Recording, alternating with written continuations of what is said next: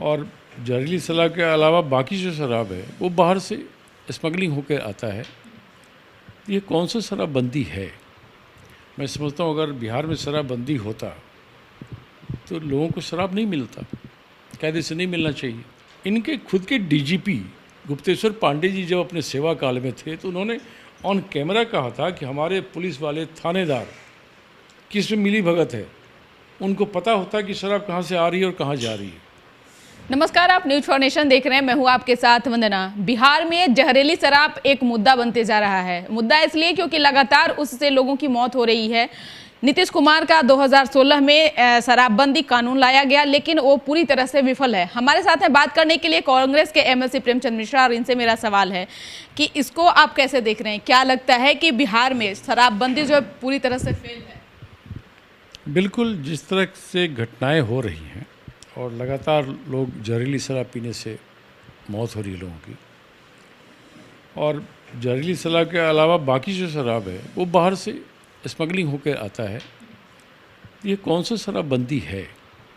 मैं समझता हूँ अगर बिहार में शराबबंदी होता तो लोगों को शराब नहीं मिलता, कायदे से नहीं मिलना चाहिए। तो ये कांग्रेस के नज़र में स्पष्ट रूप से हम कहते हैं कि बिहार में यह कानून फेल हो चुका है और सरकार को अपने पूरे इस विषय पर समीक्षा करनी चाहिए और हो सके तो इस पर पुनर्विचार करना चाहिए।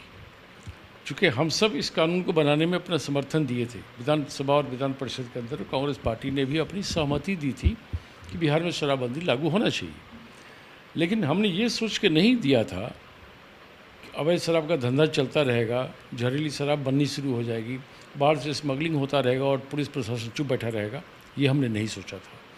तो नीतीश कुमार जी को उन कार्यों के ऊपर ध्यान देना चाहिए। आखिर क्या वजह है कि बिहार में शराब अवेलेबल है, स्मगलिंग हो रही है, बिहार के बाहर से शराब ट्रकों में भर भर कर आ रहा है। कभी कभी आपकी पुलिस कभी कभी कुछ पकड़ती भी है, तो हो सकता है ये भी उनका टेक्निक हो कि भाई कुछ पकड़ के माल दिखा दो, बाकी आने दो। तो ये जो प्रवृत्ति है वो ठीक नहीं है। बड़ी संख्या में लोगों की मौत इस बार जैसे दिवाली के दिन गोपालगंज में हुआ, बेतिया में हुआ, अब समस्तीपुर से मौत की खबर आ गई है। तो आखिर ये विफलता किसकी है? वो धंधा कैसे चल रहा था, आपने उसको रोका क्यों नहीं? आपकी पुलिस क्या कर रही है? बाहर से स्मगलिंग होकर आ रहा है तो आपकी पुलिस क्यों नहीं रोकती है? बिहार में जब शराब बनता नहीं तो अवेलेबल कहाँ से हो रहा है? इन चीज़ों पर नीतीश कुमार जवाब नहीं देते। वो एक प्रतिष्ठा का प्रश्न बना लिए, नहीं हम इसको लागू करके रहेंगे और इससे मजबूती से लागू करेंगे, लेकिन क्यों नहीं कर पा रहे?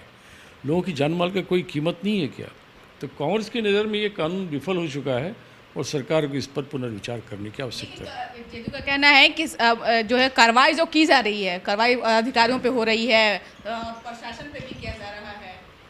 मैं चुनौती देता हूं सरकार को, बताएं कि आप किस अधिकारी पर कार्रवाई की है।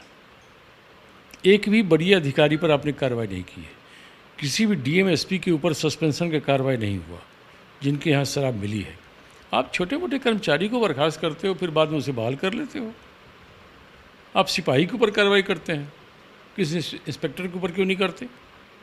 किसी डीएसपी पर क्यों नहीं करते? किसी एसपी पर क्यों नहीं करते? तो इनका जवाब शून्य है। इनके खुद के डीजीपी गुप्तेश्वर पांडे जी जब अपने सेवा काल में थे तो उन्होंने ऑन कैमरा कहा था कि हमारे पुलिस वाले थानेदार किस में मिली भगत है, उनको पता होता कि शराब कहाँ से आ रही है और कहाँ जा रही है। जब आपके डीजीपी ने एक्सेप्ट किया तब भी आपकी आंख नहीं खुली।